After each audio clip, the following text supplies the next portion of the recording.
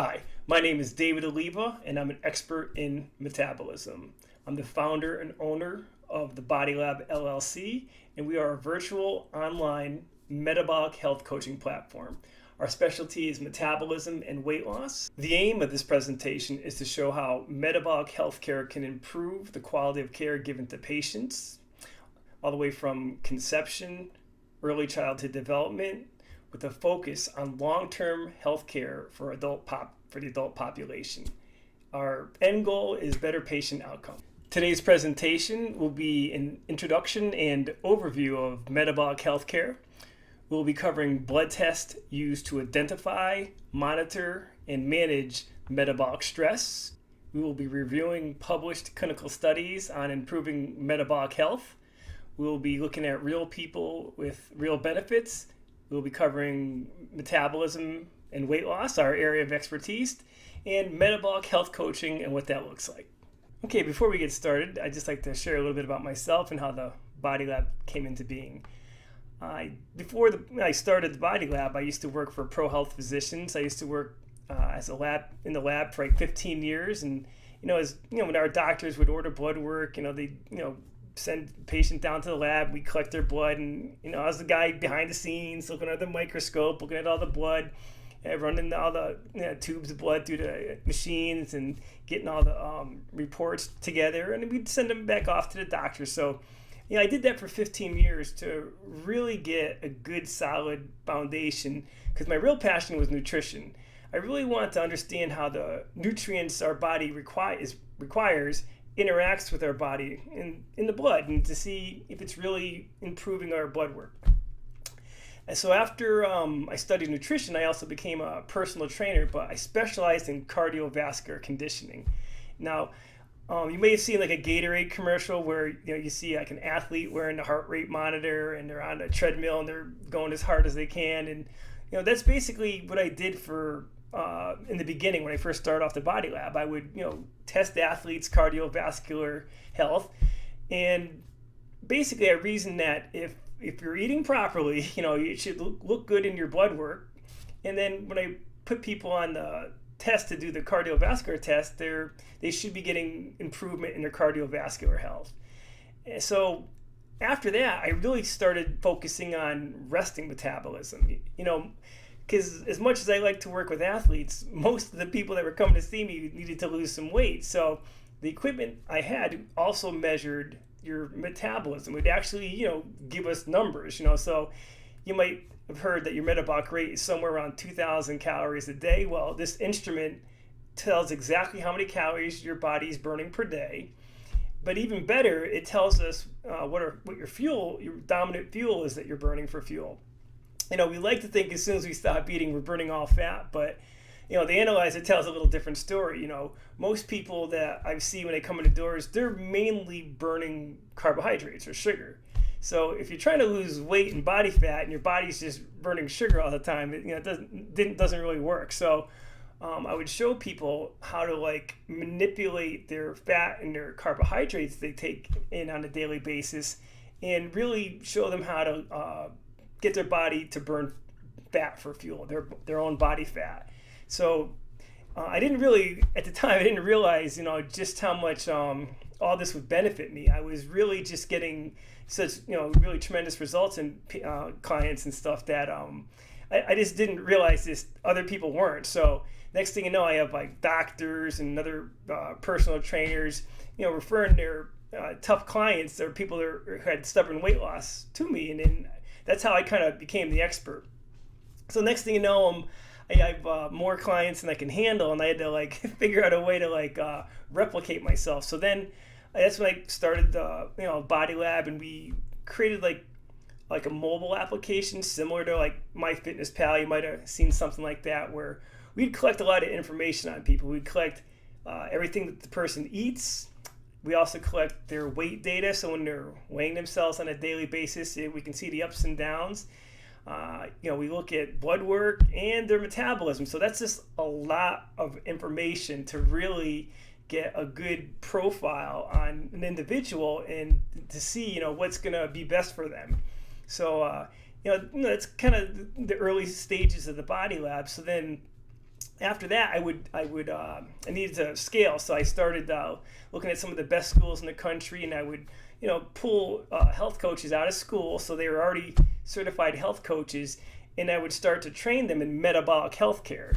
So they would be experts just like I was, and so we also have a nice staff of health coaches, and we also have other people that assist in healthcare and the training of the clients. But basically, it's a team effort, and so that's how basically the Body Lab formed, and now we're here helping people all across the country, and now you're watching this video. So it's a little bit about my background and how the Body Lab came into being. So over about 10 years time, we helped thousands of people. We collected all kinds of data on everything that people eat, what they weigh, blood work, metabolic data, their metabolism, and it's a lot of data. So we can really help people that are new coming through the doors. But on a daily basis, I'm constantly studying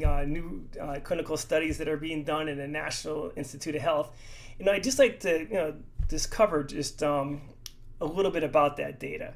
Now, on the slide you can see right here on the bottom, there's case reports and there's opinion papers, and that data is useful, but it's considered like the weakest information we can get. As you go up this pyramid here, you can see that there's animal studies, cross-sectional studies, case studies, cohort studies, randomized controlled studies, and at the top, being the strongest, you see the meta-analysis and systematic review of these studies. So it's good to know where the information's coming from, and it's also good to know the type of information, so we could really you can really be confident we're using the latest and good data.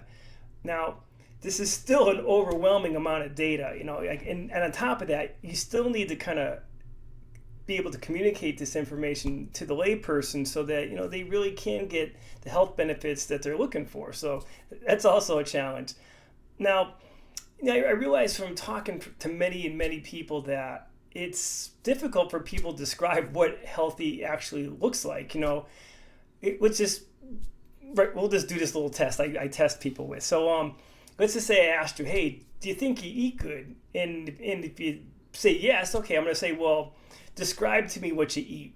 Now, you might say, oh, I try to eat organic. I try to eat mostly vegetables. I don't eat a lot. I try to avoid sugar and stuff like that. And I try to get fiber, or I get a multivitamin or smoothie. But basically, that's what I get. And that's probably similar to what you were thinking. Now, if you were to ask me, it's going to be a little bit different of an answer.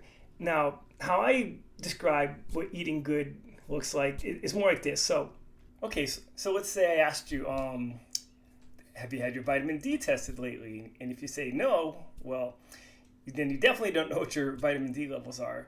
But if you did, and let's just say you tested it and they were low, well, obviously then you're not nourishing your body very well with vitamin D. So this is a clear black and white way to determine whether you're actually eating something or getting enough of this nutrient in your diet or not. And nowadays we can basically check almost every vitamin and mineral you can think of, and we just work our way down the list. So the way to actually determine whether you're eating good or not is to use blood work and measure these vitamins and minerals and see if they're at the correct levels or not. That's how you could confirm you're actually eating good for your body. Now for me, I have a multidisciplined background. I got my medical lab, nutrition, cardiovascular conditioning, metabolism, and over time my mind started to really connect a lot of these dots. From pouring through all the evidence-based science and the clinical studies, I really began to form a much better picture of how the body actually works.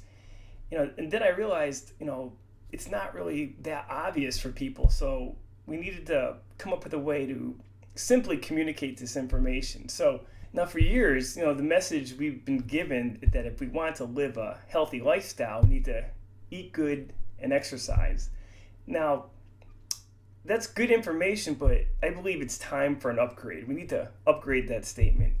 What we need to be saying is, yes, we need to eat good, but we also need to be fasting and exercise. We need to incorporate fasting into that statement. Let me explain. Okay, we're going to dig into the science here a little bit. Okay, back in the early 1930s, researchers discovered how to measure metabolic rate. And what they did was they just started measuring everything from mice to us to larger animals like cows and elephants. And what they discovered was that there was this relationship between the size of the animal and metabolic rate. A mouse, being much smaller than, let's say, a cow, its metabolic rate, pound for pound, was 7.6 times faster than a cow's. Now, at first you might be thinking, that's great. But the next thing that they discovered was that there was this relationship between metabolic rate and longevity. What they were finding was that even though these mice were smaller than, let's say, a cow, the cow would live much longer. So what that means is that the cows were more efficiently converting the food into energy, ATP. So what does that mean? Metabolic efficiency is directly proportional to maximum potential lifespan. This is the science across all mammals, okay? So this is the first thing we need to establish, that the more efficiently we can turn our food into energy, ATP, the healthier we're going to be and the longer we're going to live. Okay, now since the speed and efficiency of our metabolism is going to affect our overall health and maximum potential lifespan, we need to be aware that different parts of our body consume energy at different rates. Now the brain, even though it only comprises maybe 2% of our body weight, it utilizes 20% of our fuel. So our brain utilizes most of our fuel pound for pound than any other part of our body. Okay, now let's take a look at the brain itself. It's basically controls our central nervous system. To really drive this home, really start to begin to understand this, the main thing I'm trying to communicate that I'd like you to understand is that we exist in only one of two modes. And when you look at the way our central nervous system is created, it's either our parasympathetic nervous system or our sympathetic nervous system. We're going to be in either one of those two modes to a certain degree. Okay, well, why is this important? It's important because our central nervous system has a direct effect on our metabolism.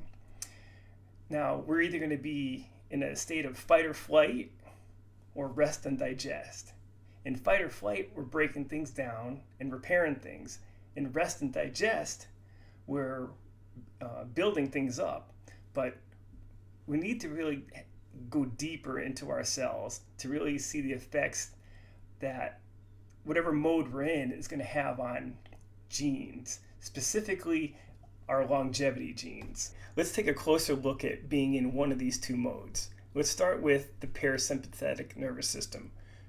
When we're eating, these longevity genes are dormant. They basically are just off. Now, when we're not eating, this puts a little bit of stress on our body, and a little bit of stress is good from not eating and exercising. Now, back in time, back in the day, we didn't call it fasting. We called it starvation. We just there wasn't food everywhere like there is nowadays. And our activity levels, our exercise was running away from the tigers that were trying to eat us and chasing down the buffalo that we wanted for dinner. Okay, so we just spent more time in the sympathetic nervous system where we were just in that mode. Okay, let's go back to what happens when we're eating and these longevity genes. Okay, there's three main groups of longevity genes, and they're basically acting as sensors and on-off switches.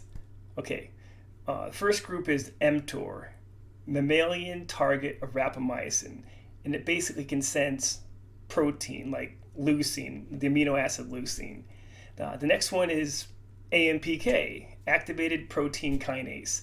And this basically senses our fuel levels, mainly glucose. And the third group of longevity genes are called sirtuins, and they control the information within the cell. And they also sense a type of fat called oleic acid. So basically, you have three main longevity genes. They measure stress and food, and they can sense protein, fat, and carbohydrate. Okay, so basically when we eat foods that contain protein, the mTOR senses that, and it basically shuts down all the longevity genes. Okay.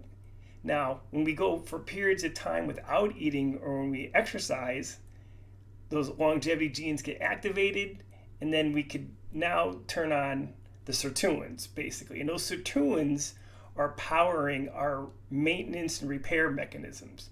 So depending on which mode we're in, when we're not eating, we're trying to repair and protect our existing cells.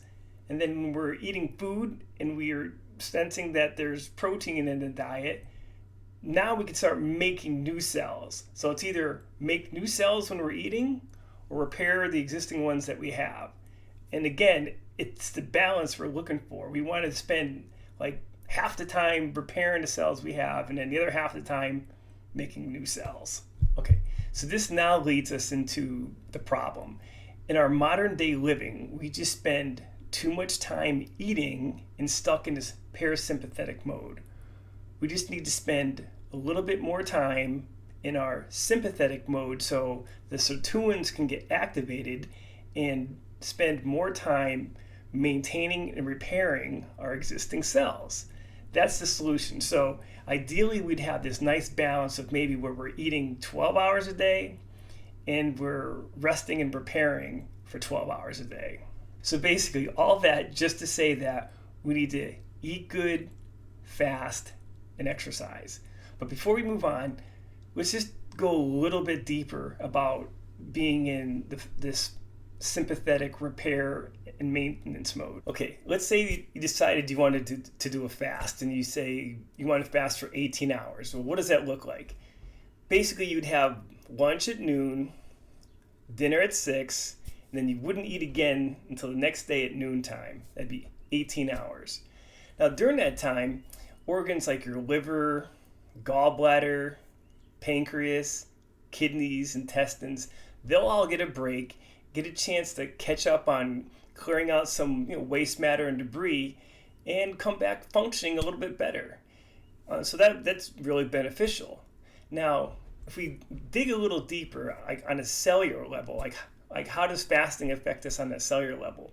Well, in 2016, a Japanese scientist was awarded the Nobel Prize for his discovery of a process called autophagy.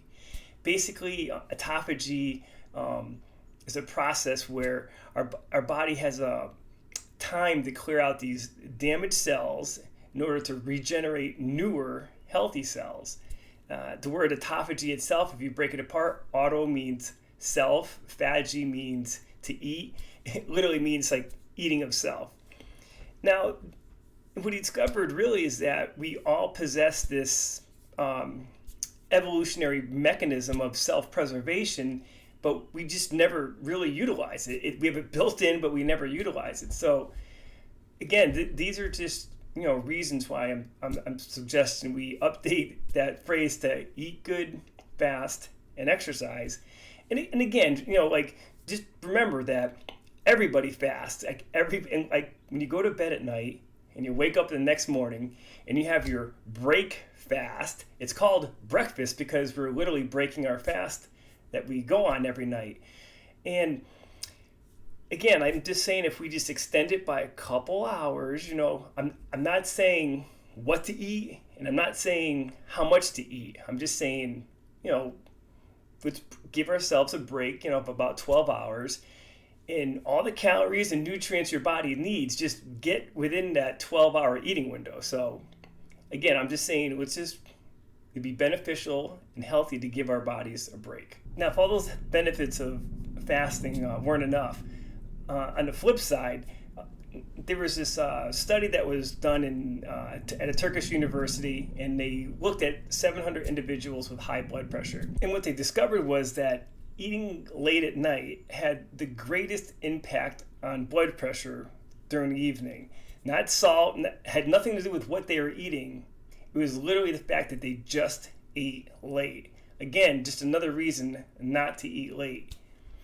Now, in my world, for the people I help trying to lose weight, what I see on a daily basis is that when people eat late, their weight goes up. Like, they could eat good all day long, and even if they don't even eat that much, but when they eat late, the next day usually their weight goes up. So if all that didn't kind of encourage you to want to not eat past 7, or okay, before we discuss things that we could do to improve our metabolic health, let's first go over things that are causing the metabolic stress to begin with. We'll look at ways we can identify it and things we can do to improve it. Metabolic syndrome. According to the Mayo Clinic, metabolic syndrome is defined as a cluster of conditions that occur together that increase your risk of heart disease, stroke, and type 2 diabetes. Another name for metabolic syndrome is insulin resistance syndrome. Now, according to Johns Hopkins Medicine, most people that have metabolic syndrome also have insulin resistance. Okay, well, what is insulin resistance? According to the CDC, insulin acts like a key that lets blood sugar enter into the cell to be used as energy. The problem is we have a lot of sugar in the blood, and the pancreas pumps out more and more insulin to get the sugar into the cell. Now, over time, that cell stops responding to all that insulin, and the sugar keeps building up in the blood and becomes very damaging to our cells and tissues. Another problem is that when having all this insulin, the liver and the muscles have nowhere to put the sugar anywhere because all the glycogen stores are full. So all that excess sugar just gets stored as body fat. And that's just another way we get in trouble. A simple way to think of insulin resistance is think of the times where you're putting on cologne or perfume, and at first, that scent is very strong and very powerful, right? And then just a few minutes later, you can't even smell it anymore, but if somebody new walks into the room, they're like, woo, they can really smell the perfume and stuff. Well, that's insulin resistance. Can you reverse insulin resistance and metabolic syndrome? Well, according to WebMD, exercise, taking your medicine, eating good, and losing weight are all things you could do to reverse insulin resistance and metabolic syndrome. Recently, there's been this push to move away from like a sick care system into more of a value-based integrated healthcare system where there's rewards for better patient care, better quality of care, and outcome. Okay, we just discussed how insulin resistance is at the root cause of the things that most people suffer and die prematurely from. Now, we also discovered how WebMD says metabolic syndrome and insulin resistance is reversible. The problem is we are catching this way, way too late. Right now, I'm going to show you a way to identify this much sooner so people have a chance and an opportunity to start reversing this way before some of the really, really serious problems start to occur. Okay, if you're a doctor, nurse practitioner, physician's assistant, or anybody that orders blood work, this is the part I'm really going to need you to pay attention to. This is how we identify insulin resistance way ahead of time. I'm going to use an example of a healthy individual that comes in for the first time at, let's say, 25 years old. But again, if you're seeing a new patient at any age, this is, you probably should do the same thing. But in this example, 25-year-old healthy individual. All right.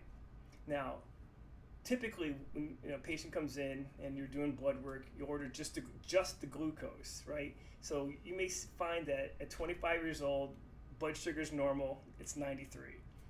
All right, so let's just say that person comes back 15 years later and they, you check their blood sugar again, it's still normal, 93. They come back 5 years later, maybe it's slightly higher, it's at 95. And then they come back the very next year. They're 46 years old.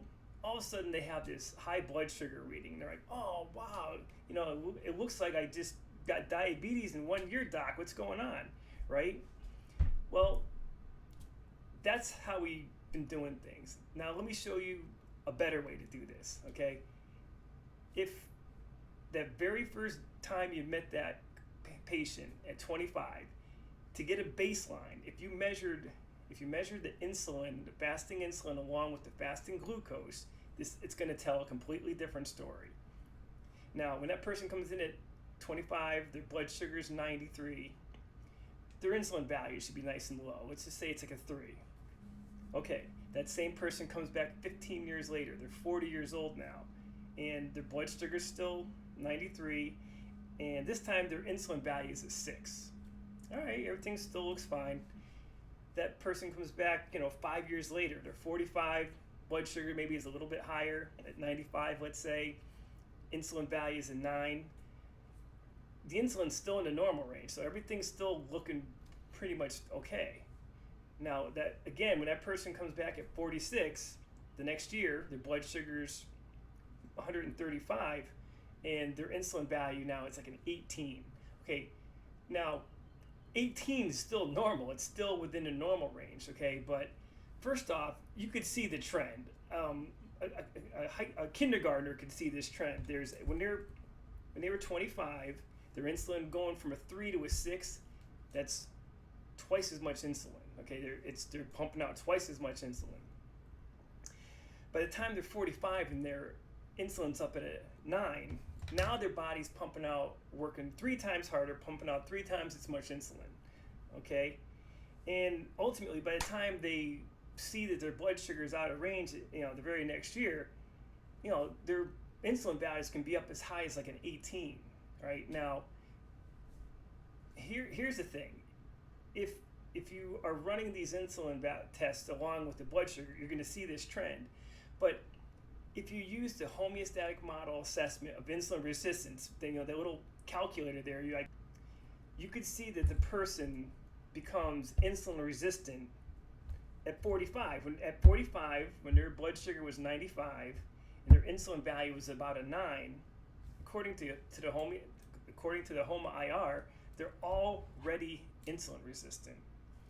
That's when you want to have that talk with them, like, hey, maybe you should start exercising or eat better or something, because right now you're at the beginning stages of insulin resistance. You want to deal with this now before you start getting higher blood sugar readings and all this is out of control. This is when you can help somebody way sooner. It might even be decades for some people. But this is how you identify insulin resistance way ahead of time.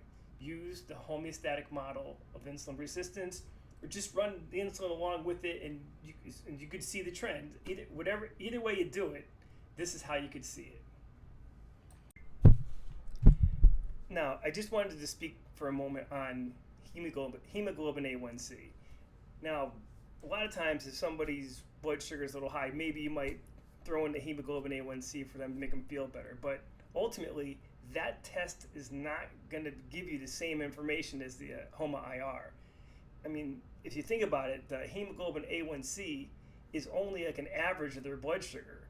It's just measuring, the sugar that's stuck to red blood cells, but it should be normal. It should be normal because it's just an average reading of their blood sugar. Yeah, their blood sugar may have spiked every now and then, but it's not measuring the problem. The problem is insulin resistance. It's not hemoglobin A1c resistance, it's insulin resistance. So the hemoglobin A1c is really just like after the fact. After their body is insulin resistant and the insulin can no longer keep the blood sugar in the normal range, that's when you're going to see the elevated blood sugar levels. That's when you're going to see the elevated hemoglobin A1c levels. That's how that works. Okay, that might have been a little shocking, and you still might be a little bit rattled after listening to that, but let's listen to somebody who actually I was able to help before all the bad things started to happen. I'm Mike Vasquez. I'm 64 years old. I worked out with a personal trainer a few years ago, maybe about 2 years before the COVID. And I was spending about $150 an hour to work out with him once a week, and then I was at his facility for 2-3 times a week working out, and I only managed to get my weight down. I was about 258 at the time, only down to 245, and then it didn't go lower than 245. And I was working out 3 times a week. So I got a little bit burnt out with the whole deal. There was some issues with billing, and I put a stop to that. And then my weight shot up to 260, 261. And my girlfriend told me about the Body Lab. So I thought I'd give it a try, This was last July, So right around my birthday, I signed on with the Body Lab, and I was seeing results without having to go to the gym and work out like a fiend. I mean, which I found good. I took walks. I use the bike rack at work, and I do push-ups off of the bike rack at work. So those are the 2 things I do on a regular basis. And I was seeing good results, really good results. I lost 45 pounds of weight. So we're talking a movement from 260 to 215, 212 at my lowest. Right now I'm bouncing off of 217. So I've lost 45, 44 pounds of fat, and feels great. I've changed my clothes, everything, and it feels great. This T-shirt is an XL. I used to wear 3XL T-shirts. So, and all of those T-shirts went to charity. They all went to Goodwill. All those shirts. So this is my work shirt. It's a what? Hawks. There's a plug for Hawks, but normally it's Carhartt or Hawks, and it's XL. And I'm really pumped about that. My jean size went down from a 40 to a 36. So I'm wearing 36 waist jeans now, which is great. Yeah. So like during that time, how about medical? Did you see a doctor before and after any of this? Well, I haven't seen a doctor. I saw a doctor last month. I had a physical, but before that, I haven't seen a doctor for like 2.5, maybe 3 years, more something like that. And because of COVID and everything else. But back then I had full-blown metabolic syndrome. My blood sugars were borderline high, I had high blood pressure, and my cholesterol was high. And today I don't have metabolic syndrome. My blood pressure is 120/70, which I found shocking because my blood pressure was high for years. So the loss of 45 pounds of fat got my blood pressure down. My cholesterol numbers were good, but for the life of me, I can't remember what they were. But the doctor was very happy about my cholesterol numbers. And he says, well, I'm not pre-diabetic, I'm on the high range. I'm an A1c, but he says I'm not pre-diabetic. And I believe I'm at a 5.6 now, I think. But I told him I wanted it lower, and he says, well, you really don't have anything to worry about. You're out of range. So, that part, it's got me a little concerned.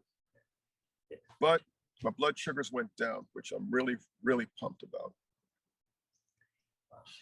That's just an amazing story, Mike. And like you're still in progress too. Like we're still working, right? That's correct.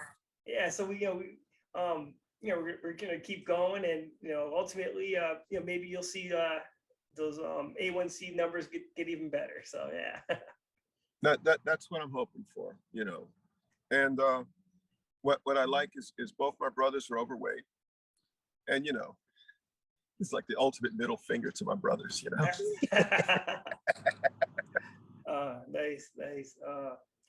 Yeah. So Yeah, that's quite the story. So, overall, like how you feel really happy, impressed that you met us and all that. I'm very happy. Actually, I'm very happy. We got this one sticking point, we're working through right now, but overall, this program has been more successful than going to the personal trainer and working out at his gym.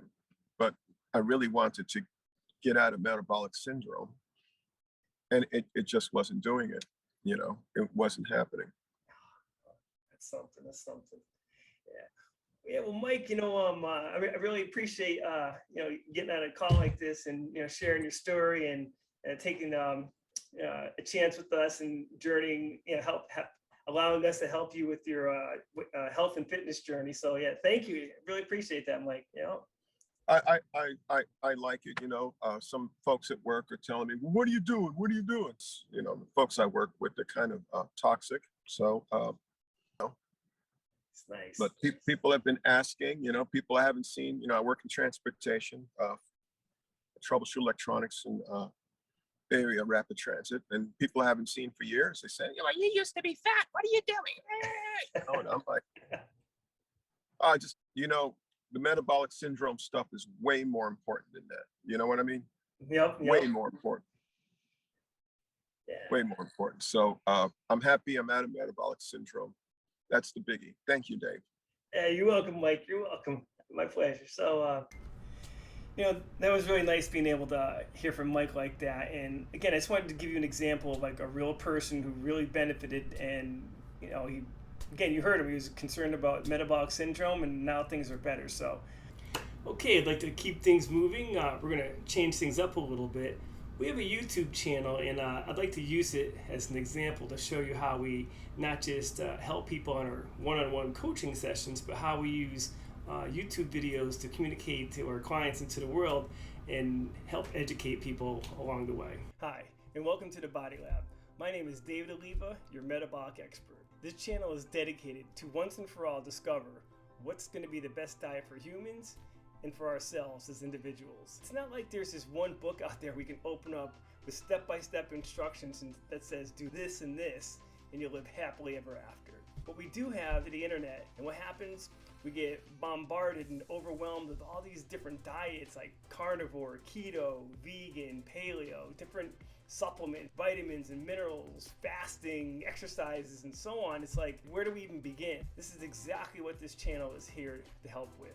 We created a playlist called The Journey, and it's exactly what it sounds like. Just like building a strong house requires a solid foundation to build upon, we need to establish a starting reference point for anyone and everyone. We have the means to measure how well we're fueling your body and how well we're nourishing your body. And these are some of the things that we want to discover on our journey. We're here to help. We can provide you with great information, but it's up to you to go back to your doctors and get these tests done. We can send you to the lab and we can go over the results with you so you can understand what you're looking at. We also can provide at-home kits where you can just prick your finger and get a sample, send it out, and in like a week or so you'll get the results. And that's really convenient, and you won't even have to leave the comfort of your home.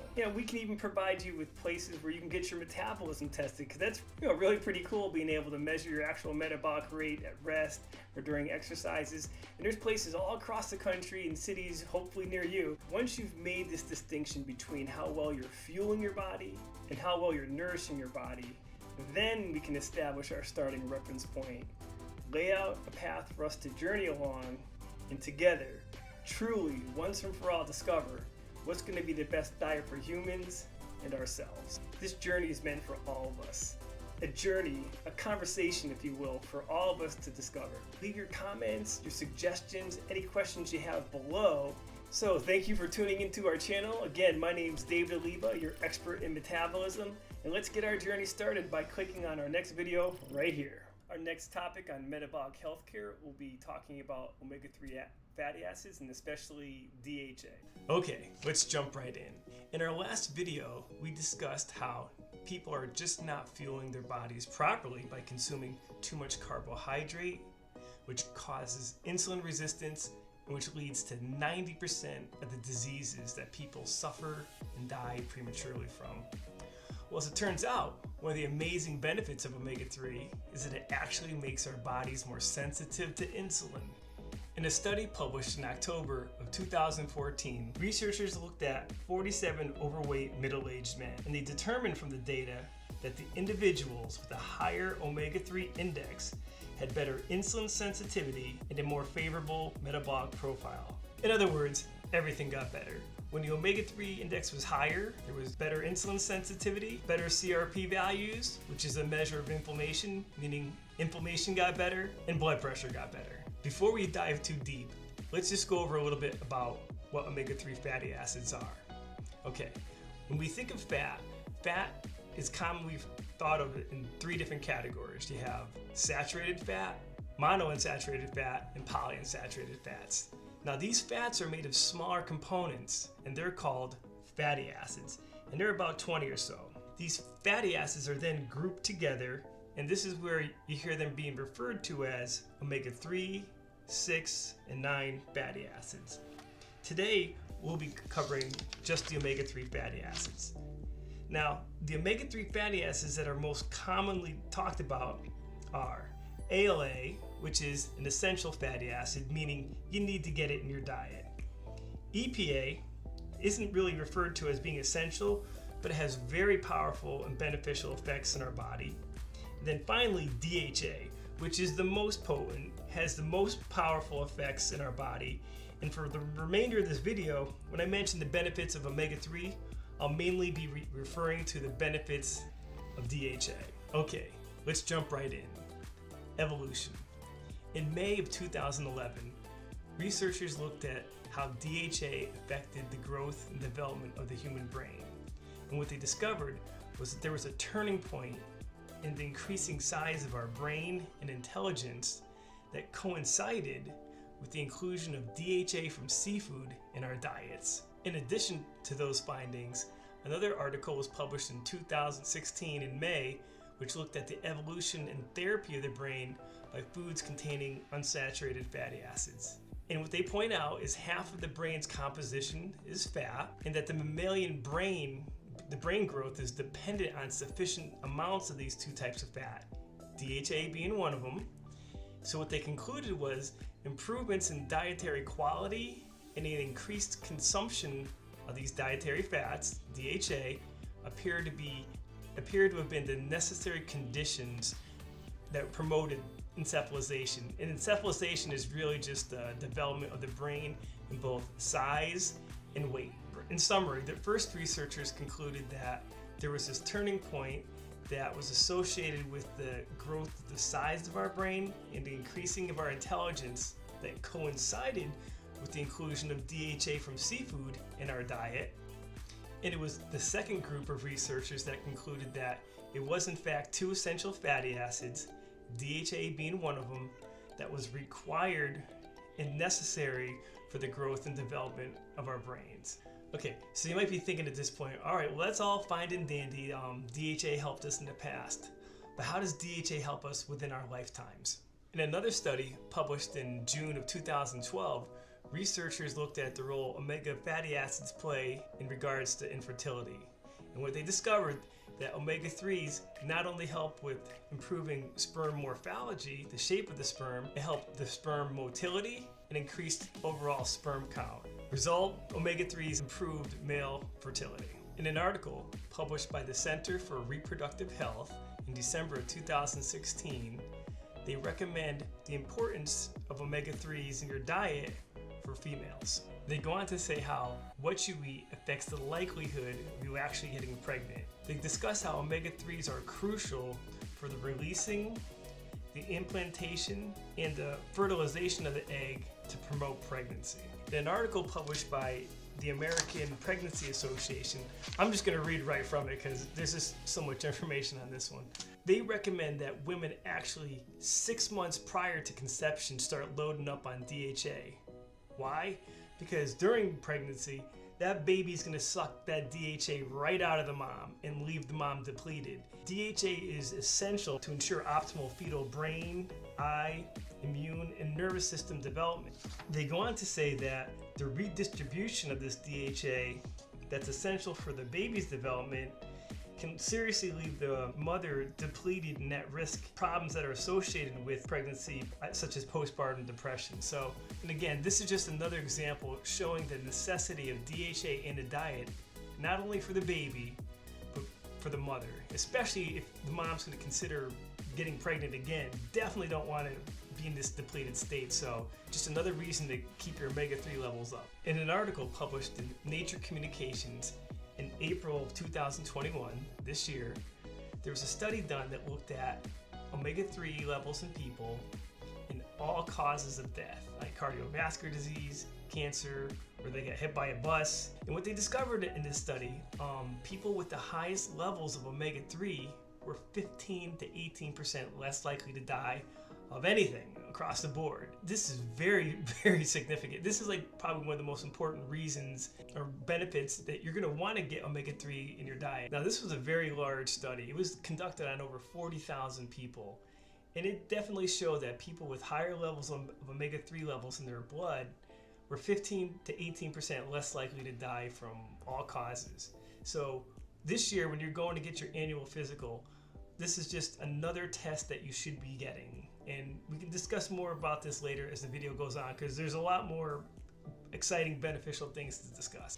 In March of 2004, a group of neurosurgeons asked 250 of their patients to participate in a study to compare the effectiveness of a fish oil supplement containing omega-3s versus prescription ibuprofen, and to look at the effectiveness at reducing pain. The study was to last for 30 days, and at the end of the study, a survey was going to be handed out to get the results. And this is what the results showed. 59% said that they would discontinue taking their prescription NSAIDs, or the prescription ibuprofen, which is huge. That was really good.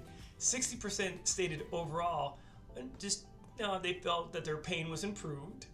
60% also stated that they had improved joint pain. 80% stated that they were satisfied with the improvement, and 88% said that they would discontinue taking NSAIDs and would continue to take the fish oil to reduce their pain. Overall, that was a success. So in conclusion, compared to prescription ibuprofen, omega-3 fatty acids were the equivalent at reducing pain with no significant side effects, and are a much safer alternative to the NSAID class of drugs at reducing pain. If you're an athlete that wears a helmet, such as like a football or hockey player, or the parent, this is really important information. In a study published in January of 2018, researchers looked at an animal model of mice that had mild to severe traumatic brain injury. The study showed that depending on the severity of the damage of the animal's brain, there was up to a 70% decrease in the amount of DHA. The animals with the biggest decline in DHA, or lack of it, from the diet showed the greatest severity in damage to neurons, cell death, longer recovery time, decreased motor function, and had much more anxiety during the recovery period. The study also looked at the effect of DHA supplementation after injury, and it showed that there was a faster recovery from the damage and a return of normal motor function and cognitive function. The study also concluded that if the DHA was given ahead of time before the damage occurred, there was either less damage or had a faster recovery time. This is like having an extra helmet inside your helmet protecting your brain. Okay, we just looked at how omega-3s can protect our brain and help us recover faster after a serious traumatic brain injury. Okay, well, how about our muscles? What kind of effect does omega-3s have on our recovery time from exercise? In a study published in July of 2018, researchers looked at a team of rugby players, and they were looking at the effect of adding an omega-3 supplement to their protein shake to see what effect it would have on maintaining their explosive power they needed to maintain from game to game throughout a season. And the data they collected showed that there was a reduced perceived soreness with less fatigue to the athletes. And this did translate into the maintenance of their explosive power that they needed to keep up session to session, game to game throughout a season. So you can see why teams would be interested in this, because maintaining that explosive level of performance, especially towards the end of the season, could be the difference of winning that championship game. In a study published in June of 2015, researchers took a group of 25-year-old male athletes and they gave them omega-3 supplementation. And what the study showed that with the increased amounts of omega-3 in their diet, it led to an improved neuromuscular function with increased muscle cell activation. And the study also showed too that there was a reduction in perceived muscle soreness, stronger muscles. In a study published in November of 2011, researchers were looking to see if omega-3s would have an anabolic effect on men and women. And in fact, the study did show that the inclusion of omega-3 in the diet leads to an increase in mTOR signaling, which leads to an increase in cellular nutrient uptake that leads to greater protein synthesis. Maximum potential lifespan. We mentioned earlier that omega-3 DHA was a requirement for encephalization, bigger brain. It turns out there's a mathematical relationship that correlates a larger brain to maximum potential lifespan. In January of 2018, researchers found that the omega-3 fatty acid DHA elevated a protein called brain-derived neurotrophic factor, BDNF. This protein is like fertilizer for brain cells. BDNF stimulates the growth of new brain cells and also stimulates the connections between these neurons for greater synaptic efficiency. Now that's just an amazing list, and why I believe that DHA is the most beneficial nutrient for humans. But the only way that you're going to know whether you're receiving enough of this beneficial nutrient is to find out for yourself and get your blood tested. Now, I recommend you just go back to your doctor and you ask them, to perform the omega-3 blood test so you could get the results and see for yourself. But for whatever reason, if they just decide not to do it for you, or they just tell you you don't need it, it's not important, well, you can come back here. We can order the test for you. You can just buy it right online. And I'd like to show you my results because, again, everything that I share with people are the same things that I do for myself. So let me just pull up my results. One of the things I like about the lab we use is that you can actually make sense of the results. Like, you can just look at it and it's pretty simple. Red, bad; green, good. So a lot of times when you get your blood reports back from the doctors, it's like all these numbers and you can't even decipher it. So if you do have us do it, real clear and simple, I can read it. But even me, Mr. Scientist over here, when I went and had my omega test done, I'm like, oh yeah, I'm gonna have fantastic results. But you can see it from my first test back in July there in 2020. I was low. I was like, holy! I was surprised. I was surprised and shocked. And so I'm like, all right, well, that's it. Let's just get some more omega in. So I'm a little bit obsessive. So from that point on, I did an experiment for like 5 months. I took 6 big fish pills every single day. And I also ate salmon 6 days a week. And I know it sounds a little crazy, but I wanted to make sure next time I tested, I got really good results. But as you can see, again, I was surprised when I went back in was it January 21 there. They went up a little bit. They really just didn't go up as much as I was expecting. So that's when I'm like, all right, I got to take this into my own hands. So one of our products, I got it right here, Liquid Gold. Like back then I reformulated. It's an oil product and it contains omega-3. So I just reformulated it and I really increased the amount of omega-3s in it. So this time I did a test without the fish oil, without eating salmon every day, and I just used Liquid Gold there. So what I did was I had, again, 5 months on that product. I came back and I got my blood tested again 5 months later. You can see June of 2021. That did it. That really bumped it up and got me to the optimal levels. And also, what's nice about this lab too is that it doesn't just, you can get a complete test and it also reports out not just your omega-3 levels. A lot of times you might hear people talking about your omega-6 to 3 ratio that, Americans get way too much omega-6 in their diet. So this lab also measures the amount of omega-6 in your tissues in your body. So you can get an accurate number and see how well you are doing getting omega-3 and your omega-6s in balance. And then And also, it'll show you if you're getting any trans fats, like if you've been eating out at fast food places and potato chips too much, you can see if you have too much trans fats in your diet. So this is not guessing. This is like definitive. You do these tests, and if you're low, well, you can't expect to get all those amazing benefits we just covered.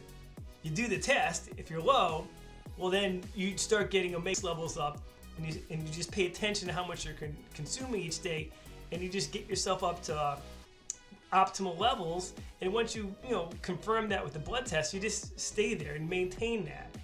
And again though, it's the testing. Like, you could be like me thinking you're fine and just totally off low. I was like in a bad range. So definitely do yourself a favor or your family, and just get yourself tested. Go back to your doctor, and again, if they don't, we can do it for you. In closing, I just like to say that in finding your best diet, it's really going to be part of your finding your best lifestyle, and that really should include getting as much good quality sleep in as you can every night, keeping your body moving, and really nurturing those healthy relationships. And to me, that's probably even one of the most beneficial parts of the journey. Doing it with people that care about you through the good times and the bad times, and that just makes it all worth it. So again, I'm David Oliva, your metabolic expert. Thank you for visiting our channel. Okay, we just saw how omega-3 can help us from conception, keep us strong and healthy throughout our life, and even help us improve our insulin sensitivity. But again, we're never going to see these amazing benefits unless you get tested, see where your levels are, and confirm that you're getting the right amount of omega-3 in your diet to receive these benefits. Okay, well, next we're going to move on to vitamin D and show some of the amazing things that how vitamin D can help our metabolic health. Okay, let's jump right in. Vitamin D is a very significant and potent molecule. Vitamin D is considered a fat-soluble vitamin. Now, vitamins come basically in two different classes. You have water-soluble vitamins, meaning these vitamins will dissolve in water, are carried through our body with the water, and we pee them out. So these vitamins need to be replenished on a daily basis because our bodies just can't store them. And then there's fat-soluble vitamins. Vitamins that are fat-soluble can actually be dissolved. They dissolve in fat, are absorbed with the foods that we eat that contain fat, and they can actually be stored in our bodies in our fat tissue and in our liver. So the difference is water-soluble vitamins can't be stored. Fat-soluble vitamins can be stored in our bodies, and they can reach toxic levels, but it's really rare that you'd see that, but it's something to keep in mind. Now, all the nutrients our body needs are important, so it's really hard to say one's better than another. However, in this case, I'm going to say that, in my opinion, vitamin D is the most essential vitamin that we consume. For starters, even though vitamin D is technically classified as a vitamin, it functions like a steroid hormone. So that's pretty significant and powerful right there. Number two, there's receptors throughout our whole body for vitamin D. Our vitamin D has receptors in organs and tissues and almost every cell in our body. And that's also pretty interesting that we would see that. On top of all that, over 3% of our genes are influenced by vitamin D. So again, so that's all pretty interesting, powerful, and significant. But on top of all that, vitamin D is actually a vitamin that our bodies can actually produce. Now, when we go outside, our skin gets exposed to sunlight, and the UVB rays in sunlight stimulate our skin to produce vitamin D. And just to put it in perspective, out of all the vitamins and minerals our body requires, vitamin D is one of the only ones that our bodies will actually make.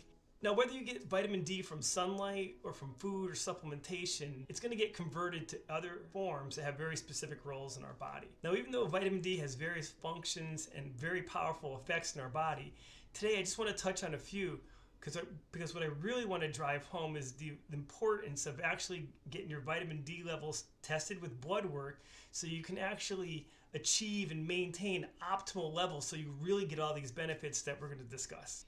Just about everybody feels great on a sunny day, and a recent study published may just shed some light on as to why this is. In May of 2020, researchers looked at studies that looked at the effect vitamin D had on negative emotions. And what the researchers discovered was, in fact, that vitamin D does play a role in improving negative emotions. And it concluded by stating that patients with major depressive disorder and individuals can benefit from blood levels of vitamin D greater than 50.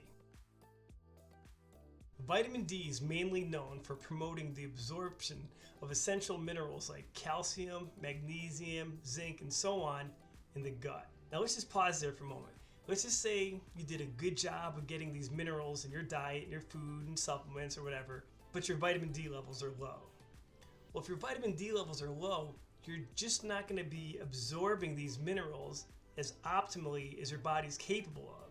So, if you want to get your money's worth, so you don't just end up, pooping all these minerals out that you just did a good job getting in your diet, you really just got to confirm that you have adequate or to optimal levels of vitamin D. Vitamin D also helps maintain proper calcium and phosphate concentrations in the blood, which help enable proper muscle contractions.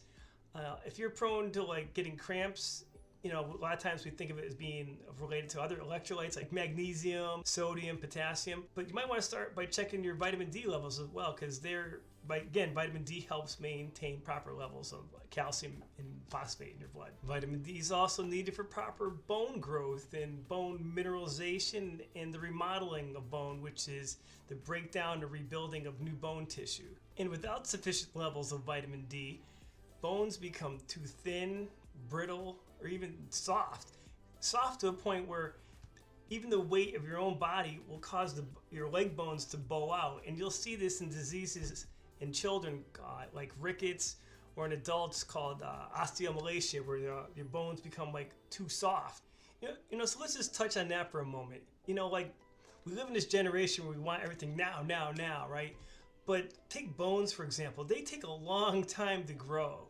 And you really want to be getting adequate levels of vitamin D and all these other minerals consistently, like day after day, week after week, month after month.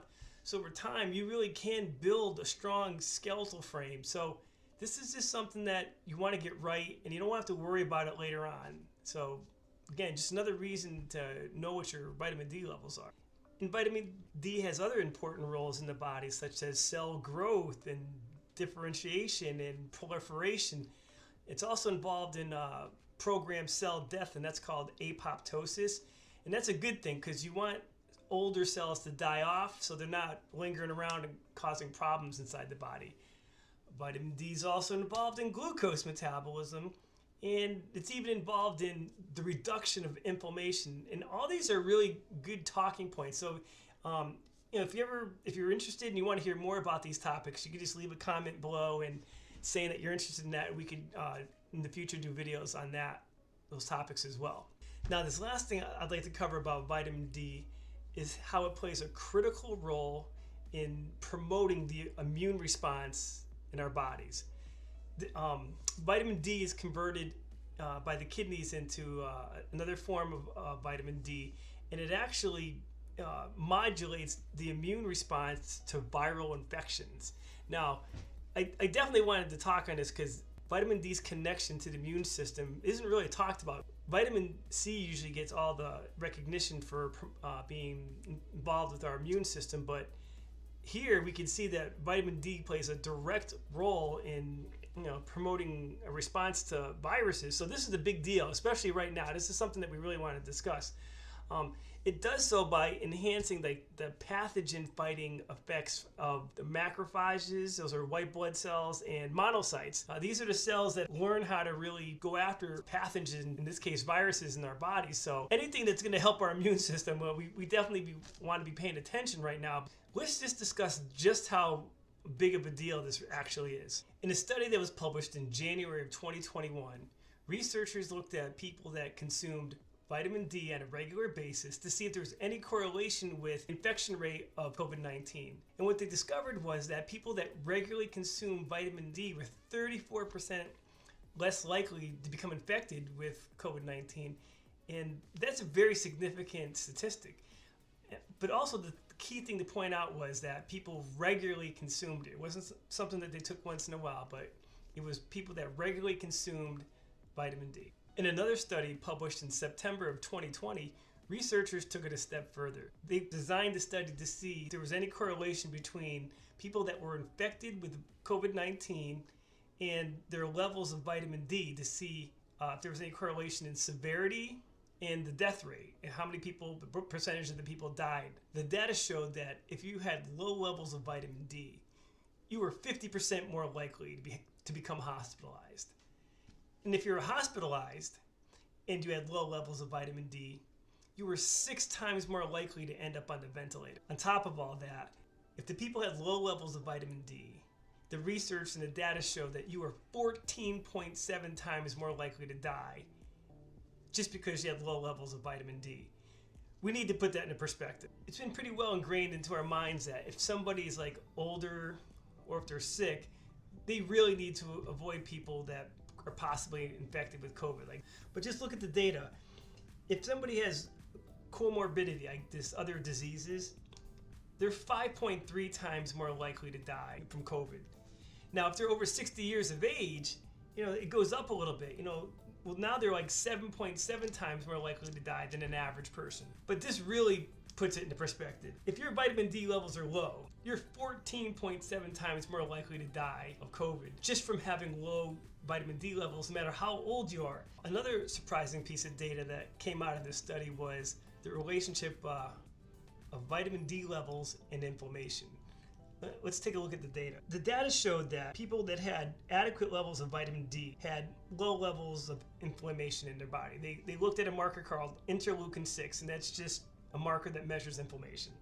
But when they compared that to the group of people that had low levels of vitamin D, their inflammatory markers were high. They had significantly higher levels of inflammation in their body, which is pretty surprising. Like that there's this relationship between inflammation and low levels of vitamin D. Now, seeing how vitamin D was effective and there was definitely a correlation with outcome, they decided to look at all other like a bunch of other supplements: vitamin A, C, B vitamins, E, zinc, all these minerals, vitamins and minerals that are known to be good for us, even stuff like fish oil, And when they compared like outcome to people who were on using these supplements, there was no correlation. Like it didn't matter. In other words, like it didn't make one bit of difference, which was shocking to the researchers. It's not to say, so what I get from that, it's not that these vitamins and minerals aren't really good for your immune system, like they are, but when your vitamin D levels are low, they're just not going to make a difference. So that was pretty insightful or eye-opening. So they actually learned something from that study that, with vitamin D is just more primary. You got to get your vitamin D levels up. Then maybe if they did another follow-up study, then maybe they'd see some correlation with these other nutrients. But the point is, vitamin D is directly connected to your immune system. Vitamin D, as calcitriol, is an important pluripotent hormone that's necessary for both your innate and adaptive immune system. Let's just speak just a moment on like pluripotent. Pluri meaning it does many things, and potent is it does powerful things. And as far as like your adaptive immunity, now when you're exposed to a pathogen, or in this case a virus, first your immune system has to identify what it is. And then it mounts a specific defense against that virus and pathogen. These immune cells have memory. So if you're ever exposed to this virus again, it's going to know how to attack it. So this part of your immune system, you want healthy and active, and you need adequate vitamin D levels to do that. So if we just stop right there, we just kind of go back to the beginning. We first saw that if you don't have adequate vitamin D levels, your gut's just not even going to absorb all those minerals in your diet. And now we see it again, with your immune system. If your vitamin D levels aren't high, even if you're getting these vitamins and minerals which are good in your diet, and you actually can get them in your gut, your immune system's just not going to be fully activated. So all these reasons are, by now should definitely make it clear that you really do need to know what your vitamin D levels are. And the only way you're going to do that is through testing. So, again, I recommend you just go back to your doctor. And a lot of doctors are good with this test. They will perform this test. So just ask your doctor to perform the vitamin D test and see what your levels are at. And once you get those levels, once you know what they are, if they're good, fine. But if they're not, you're just gonna have to get vitamin D on a regular basis to get your vitamin D levels to optimal level. Now, for whatever reason your doctor doesn't perform this test, or you don't feel like going to your doctor, we can provide you with these little at-home vitamin D kits. You just, you buy them, send them right to you, you prick your finger, put the sample in, mail it out, and then, within about a week or two, you get the results back. So that's also kind of nice because you just don't have to go out of your house and you can just do it right at home. So either way, bottom line, just get your vitamin D levels checked and get them to optimal level. Okay, that was our introduction and overview of metabolic health care. And there's a lot of exciting things in the future to come. There's a lot of really awesome studies that are being done currently, and there's a lot to look forward to. Now, even if you knew everything, it's still only half the battle. You still gotta integrate, these techniques and foods into your lifestyle and see the benefits. And this is really where the Body Lab steps up and shines. Now, when you see your patients walking out the door and you may not see them again for another 6 to 12 months, you're hoping for the best. You're hoping they're going to implement most of the things you're asking of them, and when they come back, things look a little bit better. But the reality is, there's going to be some clients who are just never compliant no matter what you do to say to them, and then there's some people that just really, really want to make a difference in their lives, but they just don't know how. They just need a little help. Well, that's where we come in. We could, on a daily basis, we're monitoring everything our clients are eating and their weight and their activity through our mobile application. And then once a week, we have our weekly calls, and we go over their progress, make suggestions, and encourage and motivate them to keep them going. We also have nice Facebook groups where people can be part of a community, because that is also a really big factor of seeing the success of other people and other people encouraging one another just to keep going and doing better. So it's a real community, science-based way to really ensure that by the time you see your clients or patients next time, they're doing a lot better. So I just like to share a short little commercial we use so you can kind of see what the Body Lab offers, and then we'll close this. Have you been struggling to lose weight, feeling puffy, bloated?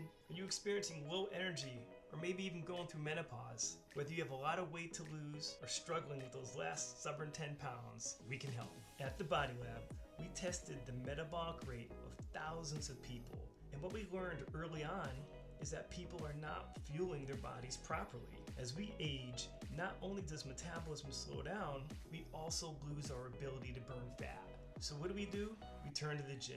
Every year, millions of people in January sign up for gym memberships, put in all these hours expecting to lose weight, only to end up quitting by February because they hit a plateau. Science can now confirm, with over 60 published studies, this is not how it works. Knowing all this, we teach people to focus on boosting metabolism and training the body to burn fat without any exercise. How it works: we schedule an initial call and go over some history, find out what you're currently doing, and zero in on your goal.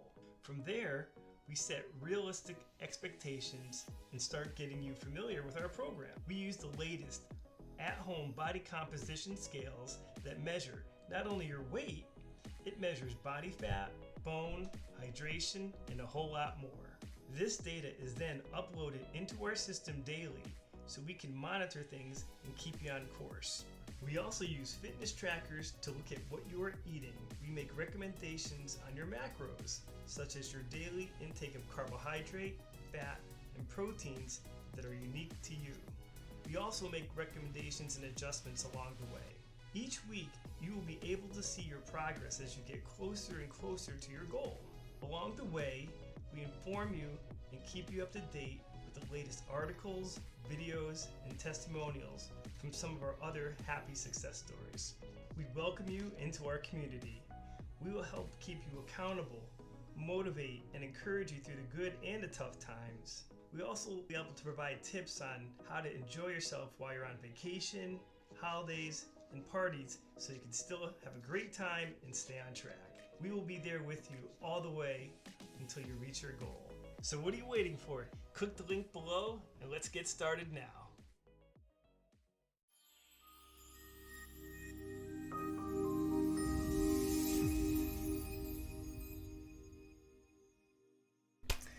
Okay, well, here we are at the end of our presentation. I hope you found this information very informative and motivating, and hope to hear from you as well. So, but in closing, I'd just like to say, just one more thing, as medical professionals, we're always taking care of other people, and sometimes our health kind of gets put to the side. So I'd like to help you too. Reach out to us. Let us take care of you, just like you take care of all the patients. Even doctors need doctors. So we're here for you too as well. So again, hope you found everything very informative. We're going to leave all of our contact information up on the screen so that feel free to please reach out to us, and we could get on the phone and you can learn how we can help your patients and you as well. So. I'd say thank you again for watching our presentation. Please maybe recommend it to your staff and other professionals. Again, my name is David Aliba, owner and founder of the Body Lab, and we're here to help. And thank you, and God bless.